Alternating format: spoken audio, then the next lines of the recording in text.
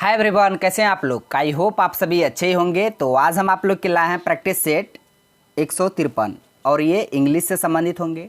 तो आज हम इंग्लिश के प्रत्येक टॉपिक से एक प्रश्न को लेके आए हैं। जैसे हो गया one word substitute, idiom phrase, antonym, synonym, grammatical error, sentence improvement, correctly spelled word. तो सारे टॉपिक से एक प्रश्न है और इन सभी प्रश्नों को बिल्कुल आसान भाषा में समझेंगे। तो आप लोग वीडियो के अंत तक बने रहिएगा। पहला प्रश्न आप सभी के लिए है, select the most appropriate option to fill in the blank. ठीक है, खाली जगह पर आपको भरना है। क्या आएगा? सेंटेंस दिया है, please don't dot dot dot anyone that I came to your birthday party. क्या आएगा यहाँ पे? टोल्ड आएगा कि सेड आएगा, टेल आएगा, किसी आएगा?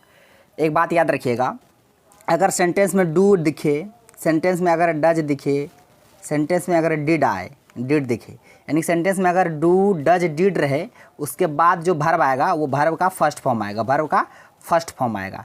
ठीक है, याद रखिएगा। जिस तरह यहाँ पे डू आया ना, डू नोट, डू आया तो इसके बाद जो यहाँ पे खाली जगह में होगा वो वर्ब का फर्स्ट फॉर्म होगा। याद रखिएगा, यहाँ पे टोल्ड है और ये सेड है। ये टोल्ड टेल का ही पास्ट फॉर्म टोल्ड है और सेड जो है ये से का पास्ट फॉर्म है। हमको पास्ट फॉर्म ना चाहिए, हमको V1 चाहिए। ये दोनों तो पहले हट जाएगा, ये दोनों पहले हट जाएगा। तो इंग्लिश में क्या करना पड़ता है, पहले इसको एलिमिनेट करने की कोशिश कीजिएगा, छांटने की कोशिश कीजिएगा, तब जो बचेगा तब उसमें आप दिमाग लगाइए। ठीक है, तो हम जानते हैं कि डू डज डिड के बाद V1 आएगा, लेकिन यहाँ पे टोल्ड सेड दिया था जो कि ये पास्ट फॉर्म है। तो ये दोनों तो हम पहले जाने की ये नहीं हो गया। ठीक है, ये दोनों होगा नहीं, होगा तो टेल या से, टेल या से। अब आप कंफ्यूज होइएगा टेल होगा कि सेल हो, मतलब से होगा। तो इसमें देखिए दोनों में अंतर क्या है, टेल और से में क्या अंतर है देखिए, बता दीजिए। टोल्ड है, टोल्ड ये टेल का पास्ट फॉर्म है, सेड जो है सेड ये से का पास्ट फॉर्म है। ये दोनों तो हम बता दिए। अब देखिए टेल और से में क्या अंतर है। टेल का मतलब क्या हुआ कि to give information to somebody by speaking और राइटिंग, यानी कि किसी को आप इन्फॉर्मेशन दे रहे हैं वो भी लिख कर या बोल कर, तो उस जगह पे आप टेल लगाइएगा। ठीक है, उसके बाद से का मीनिंग क्या होता है कि टू स्पीक समबडी समथिंग, मतलब किसी को कुछ बोल दीजिएगा आप, तो वहाँ पे से लगाइएगा। अगर किसी को इन्फॉर्मेशन के तौर पर किसी को लिख कर या बोलकर बताइएगा इन्फॉर्मेशन को भी इन्फॉर्मेशन, तब वहाँ पे आप टेल लगाइएगा। ठीक है, मुझे उम्मीद है आप ये टेल से में अंतर डिफरेंस समझ गए होंगे। अब यहाँ पे आप देखिए, यहाँ पे क्या कहता है, please don't dot dot anyone that I came to your birthday party. किसी को नहीं बताना है आपको कि मैं आपके जन्मदिन की पार्टी में आया था। ठीक है, याद रखना, आया हूँ था नहीं हूँ। तो यहाँ पे क्या आएगा, किसी को बात बताना, मतलब किसी को इन्फॉर्मेशन देने के बात यहाँ कर रहा है, तो यहाँ से तब नहीं होगा। ठीक है, तो इसका आंसर क्या हो जाएगा, ऑप्शन सी इसका करेक्ट आंसर हो जाएगा, टेल। तो यहाँ पे सेंटेंस ऐसा होगा कि please don't tell anyone that I came to your birthday party. तो इसका आंसर क्या हो गया, ऑप्शन सी हो गया। टेल क्यों हुआ हम आपको बता दिए। ठीक है, आप बढ़ते हैं अगले प्रश्न की ओर। इसी तरह बहुत ही आसान भाषा में प्रत्येक प्रश्न को समझाएंगे। सिर्फ आप लोग वीडियो के अंत तक बने रहिएगा और वीडियो अच्छा लग रहा है तो एक लाइक भी कर दीजिएगा। और सारे प्रश्न का पीडीएफ आपको क्रेजी जीएस अड्डा के नाम से ही टेलीग्राम में चैनल है, वहाँ जाके जुड़ जाइए। सारे प्रश्न का पीडीएफ वहाँ पे आपको मिल जाएगा। प्रश्न यहाँ देखिए, the enemies have cross the border treading the soil on which they are to be conquered. ठीक है, तो यहाँ पे जो अंडरलाइन किया गया है, यहीं पे बताना आपको क्या होगा। यहीं पे गलत है, ये सेंटेंस इंप्रूवमेंट से संबंधित प्रश्न है। ठीक है, आपको यहाँ पे जो अंडरलाइन किया गया हैव क्रॉस, उसके जगह क्या आएगा उसी को आपको बताना है। ठीक है, सेंटेंस एक बार और हम पढ़ देते हैं कि द एनिमीज जो है have cross the border treading the soil on which they are to be conquered. तो यहाँ पे यहाँ से यहाँ तक, यहाँ से यहाँ तक, इसमें आपको नहीं देखना, देखना कहाँ पे, यहाँ जो अंडरलाइन किया गया है इसी में देखना है, यहीं पे क्या होगा। ठीक है, हम आपको बता दिए। अब आइए ऑप्शन की ओर। ऑप्शन में दिया है have crossing, have crossed, has crossed, no improvement. अब आप बताइए, अगर सेंटेंस में कहीं भी आपको क्या दिखे, हैव दिखे, जितना भी हम रूल लिखाते हैं सबको आप देखते चलिएगा, हैव दिखे या हैज दिखे या हैड दिखे। इससे पहले हम बताए थे डू डज डिड, अगर सेंटेंस में आया तो उसके बाद वर्ब का फर्स्ट फॉर्म होगा। अगर सेंटेंस में हैव हैज़ हैड दिखे, तब उसके बाद जो वर्ब होगा, वर्ब का कौन सा फॉर्म होगा, वर्ब का थर्ड फॉर्म होगा। कौन सा फॉर्म होगा, वर्ब का थर्ड फॉर्म होगा। ये बात आप याद रखिएगा, डू डज डिड के बाद वर्ब का first form, have has had के बाद वर्ब का थर्ड फॉर्म। अब यहाँ देखिए हैव आया है, तो हैव का बाद जो आएगा वर्ब, वर्ब थर्ड फॉर्म में आएगा। तो यहाँ हैव के बाद क्रॉस दिया, यानी B1 दिया है, हमको फर्स्ट फॉर्म नहीं चाहिए हैव के बाद, हैव के बाद हमको थर्ड फॉर्म चाहिए। तो यहाँ क्रॉस नहीं होगा, क्रोस्ड होगा, यानी कि ईडी लग जाएगा थर्ड फॉर्म। ठीक है, तो यहाँ पे क्रॉसिंग होगा V4, तो हैव के बाद V4 होता नहीं है, मतलब V3 होता है, ये होगा नहीं। नो इम्प्रूवमेंट तो होगा नहीं। आप यहाँ हैव क्रोज्ड है, फिर हैज़ क्रोज्ड है। आप यहाँ देखिए द एनिमीज़ है, एक से अधिक है ना। जब सब्जेक्ट सिंगुलर तो वर्ब भी सिंगुलर, सब्जेक्ट प्लूरल तो वर्ब भी प्लूरल। यहाँ सब्जेक्ट जो है द एनिमीज़ ये प्लूरल है, जब सब्जेक्ट प्लूरल तो वर्ब भी प्लूरल। हैज तो सिंगुलर है, हमको हैव चाहिए, तो यहाँ हैज क्रोज्ड भी नहीं होगा। तो क्या होगा, एक ही ऑप्शन बच गया, ऑप्शन बी इसका करेक्ट आंसर हो जाएगा, हैव क्रोज्ड। ठीक है, क्योंकि सब्जेक्ट प्लूरल था इसलिए हम उसके साथ हैव लगाए, और जब हैव लगाए तो उसके बाद हमको वर्ब का थर्ड फॉर्म चाहिए, तो क्रोज का थर्ड फॉर्म क्रोज्ड होता है, ईडी लग जाएगा। ठीक है, तो इसका आंसर क्या हो गया, ऑप्शन बी इसका करेक्ट आंसर हो गया। नेक्स्ट है कि select the option which has no spelling error. आपको उस ऑप्शन को सिलेक्ट करना है जिसमें किसी भी तरह का स्पेलिंग एरर नहीं है। देखिए ये आजकल का नया प्रश्न, नया ट्रेंड चल रहा प्रश्न का। देखिए कैसे यहाँ पे दे दिया है सेंटेंस कि the role of the union government is technical. Sentence दे दिए, जो था हम बता दिए क्या था, the role of the union government is technical. अब देखिए कौन सा ऑप्शन में एक भी एरर नहीं आपको दिखे, स्पेलिंग एरर एक भी नहीं होना चाहिए, उसी सेंटेंस को आपको टिक लगाना है। तो हम पहले देखिए, पहले पहला सेंटेंस हम पढ़ देते हैं, the role of the union government is technical, सब में लिखा है, लेकिन कहता है नो स्पेलिंग एरर, किसमें नो स्पेलिंग एरर है, किसमें एरर नहीं है। यहाँ पे देखिए रोल लिखा है, रोल, रोल ऐसे होता है, रोल कैसे होता है, रोल कैसे होता है, देखिए ROLE रोल ऐसे होता है, ROLE रोल ऐसे होता है। यहाँ पे ROLL दिया यानी कि ये वाला नहीं होगा। ठीक है, इसी तरह आप एलिमिनेट करने की कोशिश कीजिए, हम छांट दिए, हम समझ गए कि ये नहीं होगा।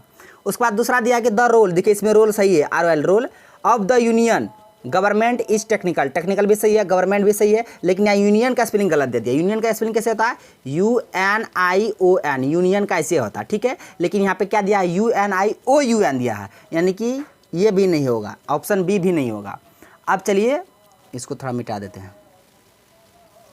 अब चलिए ऑप्शन थर्ड की ओर, पहला दूसरा नहीं होगा, बता दी क्यों नहीं होगा, क्योंकि रोल का स्पेलिंग गलत था, यहाँ यूनियन का स्पेलिंग गलत था। ठीक है, उसके बाद देखिए तीसरा में आइए, तीसरा में है द रोल, यहाँ सही स्पेलिंग है, ऑफ द यूनियन, यूनियन भी सही है, गवर्नमेंट इज टेक्निकल, टेक्निकल भी सही है, यूनियन भी सही है, रोल भी सही है, लेकिन यहाँ गवर्नमेंट गलत है। गवर्नमेंट कैसे होता है, GOVERNMENT, गवर्नमेंट ऐसे होता है। ठीक है, यहाँ पे देखिए GOVER के बाद एन नहीं है, यानी ये गवर्नमेंट यहाँ गलत है। ठीक है, रुकिए इसको मिटा देते हैं।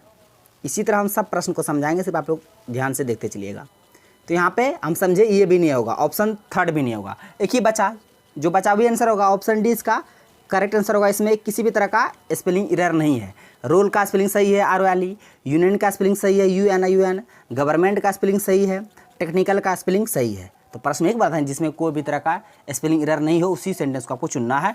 तो हम चुन लिए, इसका आंसर ऑप्शन डी हो गया, इसमें किसी भी तरह का एरर नहीं था। और इसके अलावा जो तीन ऑप्शन था उसमें क्या क्या एरर था बता दिए। पहला वाला ऑप्शन में रोल एरर था, दूसरा वाला यूनियन का जो स्पेलिंग था वो गलत था, और तीसरा वाला में गवर्नमेंट का स्पेलिंग गलत था, और चौथा में तो कोई गलत है ही नहीं था। इसका आंसर इसलिए 4 हो गया, डी हो गया। तो ऐसे प्रश्न पूछे जाते हैं अब, है ना, थोड़ा प्रश्न का जो है ना वो पूछने का तरीका थोड़ा बदल दिया, चेंज कर दिया, कुछ ना, बस इसमें आपको स्पेलिंग देखना होता है, किसमें स्पेलिंग गलत है, किसमें नहीं है। देखिए प्रश्न आइए, प्रश्न में कह रहा है कि select the most appropriate synonym of the given word. आपको इस वर्ड का सिनोनिम बताना है। क्या, इटर्निटी। इटर्निटी का मतलब क्या होता है, ठीक है, इटर्निटी का मतलब होता है अनंत काल, जिसको बोल सकते हैं आप अनंत काल। इटर्निटी का मतलब होता है नेवर एंडिंग, कभी ख़त्म ना हो। अंग्रेजी में भी 2-3-4 सिनोनिम बता देते हैं। इसका मतलब होता है नेवर एंडिंग, जिसकी समाप्ति कभी ना हो। फॉर एवर यानी कि हमेशा के लिए, वही रहेगा जिसकी कोई समाप्ति ना हो। फॉर एवर ये सब उसका सिनोनिम है, फॉर एवर। ठीक है, इटर्निटी का मतलब होता है अनंत काल, जिसका कभी अंत ना हो। नेवर एंडिंग या फॉर एवर, ये सब इसका क्या है, सिनोनिम है। आपको इटर्निटी का सिनोनिम ही बताना है। मोमेंट होगा, नहीं होगा। फ्लैश होगा, नहीं होगा। प्योरिटी होगा, नहीं होगा। इसका आंसर ऑप्शन डी हो जाएगा, फॉर एवर। फॉर एवर का भी मतलब होता है ये हमेशा के लिए, अनंत काल तक, जिसका कोई मतलब अंत ना हो। नेवर एंडिंग, तो याद रखिएगा 3 वर्ड बता दिए सिनोनिम। इटर्निटी का सिनोनिम नेवर एंडिंग भी होगा, फॉर एवर भी होगा, एवर एंडिंग भी होगा। ठीक है, तो आपको सिनोनिम बताना है किसका, इटर्निटी का, तो इसका आंसर ऑप्शन डी हो गया। बाकी इसके अलावा जो ऑप्शन में दिया है उसका भी मीनिंग आप समझ लीजिए। ठीक है, मोमेंट, मोमेंट का मतलब क्षण होता है, जानवे करते हैं। फ्लैश, फ्लैश का मतलब जानवे करते हैं क्या होता है, चमकीला, चमक, फ्लैश। ग्लो, साइन, ग्लिटर, इसका हम सिनोनिम बता देते हैं। फ्लैश का सिनोनिम, फ्लैश का सिनोनिम क्या क्या होगा? ग्लो होगा, ग्लो चमक। उसके बाद ग्लो हो गया, साइन हो गया, साइन का भी मतलब चमक होता है। उसके बाद ग्लिटर का भी मतलब, ग्लिटर का भी मतलब क्या होता है? चमक होता है। क्या होता है? चमक होता है।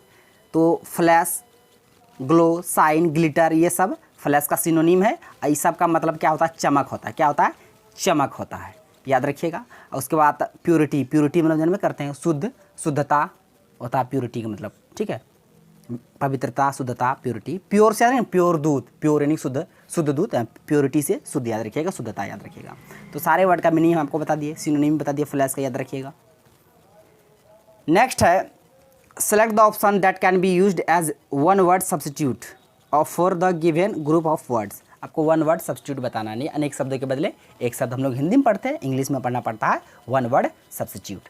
यहाँ पे दिया हुआ है कि the life history of a person, यानी एक पर्सन का जो लाइफ हिस्ट्री है, रिटेल लिखा गया बाय हिमसेल्फ, यानी खुद के द्वारा उस पर्सन की लाइफ हिस्ट्री को लिखा गया, तो उससे हम लोग क्या बोलेंगे? जिस तरह हम अपने जीवन के बारे में हम खुद लिखेंगे उससे क्या बोलेंगे, और जब हम अपने जीवन के बारे में किसी दूसरे से लिखवाएंगे तब उससे क्या बोलेंगे? दोनों में डिफरेंस समझिए। देखिए, जब हम अपने लाइफ के बारे में कुछ लिखेंगे, खुद से लिखेंगे, खुद हिमसेल्फ, खुद, तो उसको बोलेंगे हम ऑटोबायोग्राफी। क्या बोलेंगे? ऑटोबायोग्राफी। याद रखिएगा, जब कोई व्यक्ति अपने लाइफ के बारे में खुद लिखेगा, खुद से हिमसेल्फ, तो वह ऑटोबायोग्राफी हो जाएगा। और जब कोई व्यक्ति अपने लाइफ के बारे में किसी दूसरे से लिखवाएगा तब वो हो जाएगा बायोग्राफी। क्या हो जाएगा? बायोग्राफी। आप याद रखिएगा, बायोग्राफी मतलब क्या हुआ कि लिख देते हैं यहीं पर हिमसेल्फ है ना, हिमसेल्फ हो जाएगा अदर हो जाएगा। जिस तरह ऐसे the life history of a person, the life history of a person retain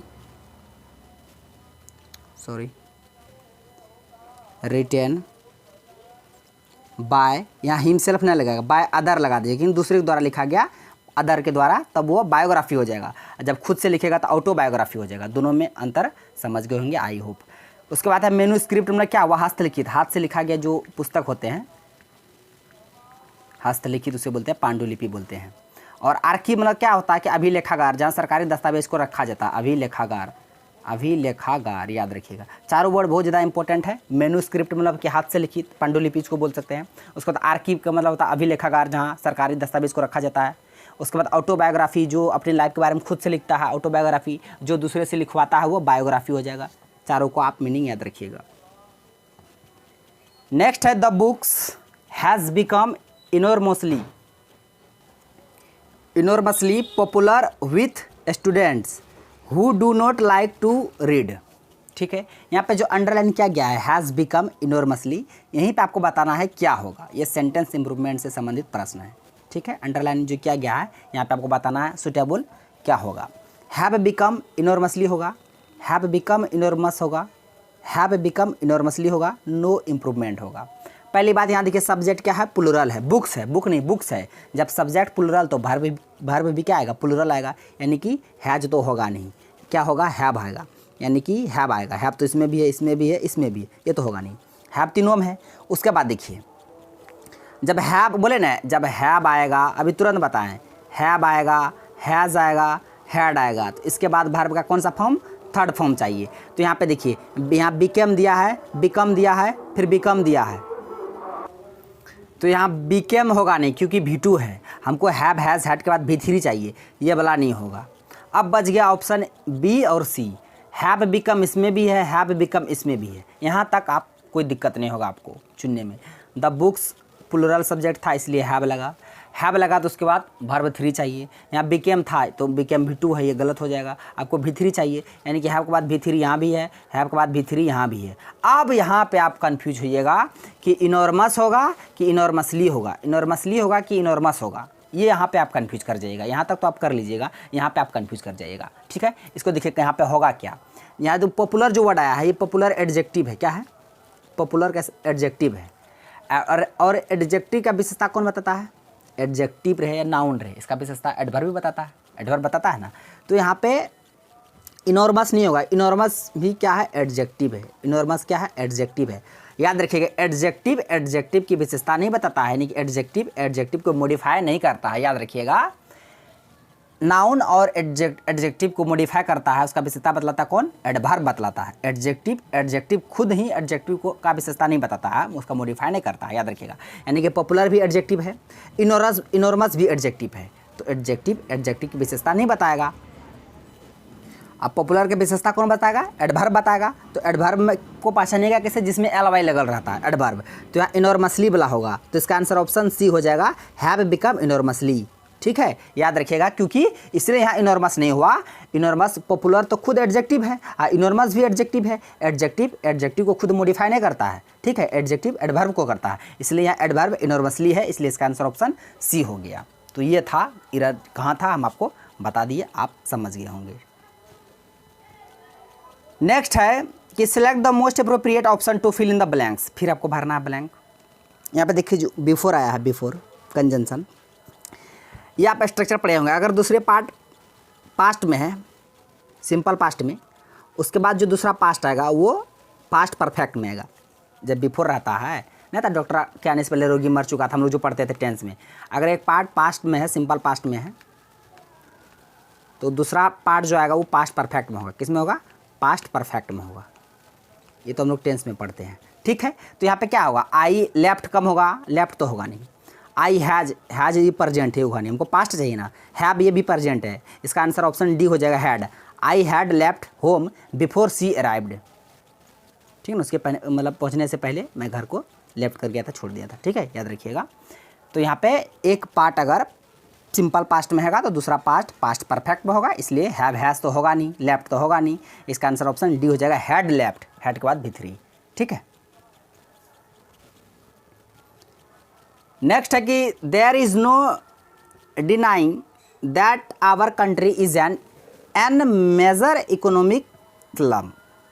किस पार्ट में इरर है? ये ग्रामेटिकल इरर से संबंधित प्रश्न है। 4 पार्ट कर दिया है, जिस पार्ट में इरर है आपको बताना है। अगर नहीं इरर है तो नो इरर, अगर है तो बताइए किस पार्ट में है।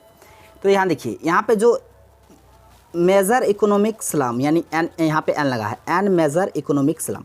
यहाँ पे जो एन है ये आर्टिकल है। आर्टिकल 2 तरह का होता है, definite indefinite. Definite article the को कहते हैं, इंडेफिनिट आर्टिकल ए और एन को बोलते हैं, ठीक है।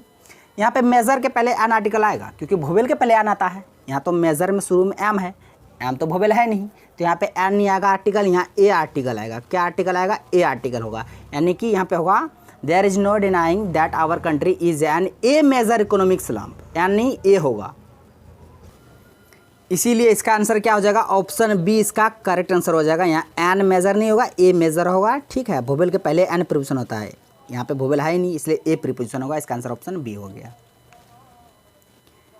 नेक्स्ट है select the most appropriate antonym of the given word. Antonym बताना, उल्टा बताना, किसका? रेशनल का। रेशनल का मतलब क्या होता है?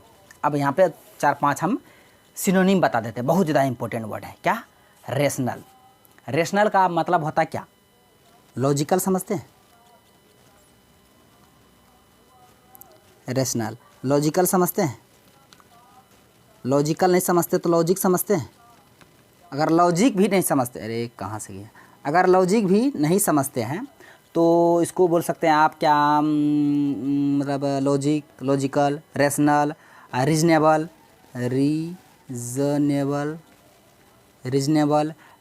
रीजनेबल तो सबका मतलब क्या होता है?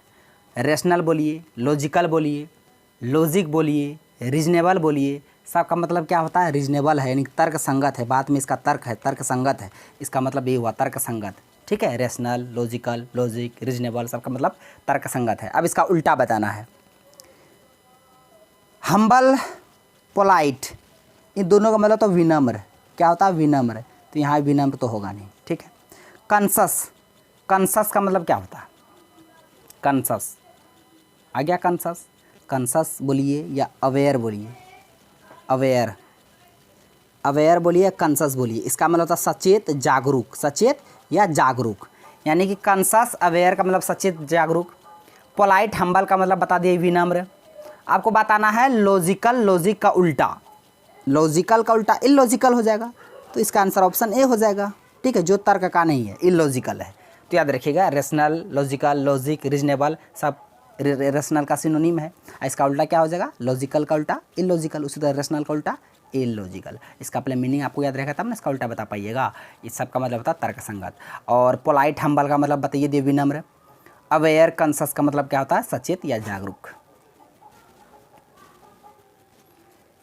नेक्स्ट है select the most appropriate option to fill in the blanks. सारे प्रश्न प्रीवियस ईयर में पूछा गया है, देख रहे हैं कैसे कैसा प्रश्न प्रीवियस ईयर में पूछा गया था, वही सबको हम लाए हैं और बिल्कुल आसान भाषा में हमको समझाएंगे। सेंटेंस दिया है dot dot dot for this distance will be 90 cents. ठीक है, यहाँ देखिए डिस्टेंस जो है दूरी है, दूरी तय किया गया है, यह दूरी, और उसको दिया गया है कितना रुपया 90 सेंट्स रुपया दिया गया है। तो यहाँ पे क्या आएगा, द फ्लावर आएगा या द फ्लोर आएगा। फ्लावर मतलब फूल होगा, फ्लावर मतलब आटा होता, फूल आटा के बारे में मैंने थोड़ी बताया है। यहाँ पे दूरी तय करने के लिए उसको दिया गया है इतना रुपया। फेयर दिया कि फेयर दिया, वो दोनों फेयर है। ये FARE फेयर का मतलब होता है भाड़ा, भाड़ा बोलिए या किराया बोली, भाड़ा या किराया। ठीक है, ये फेयर मतलब FARE फेयर। ये फेयर का मतलब होता है तो गोरा होता है, गोरा ना, फेयर लवली फेयर बनता ना, फेयर लवली होता है फेयर, फेयर।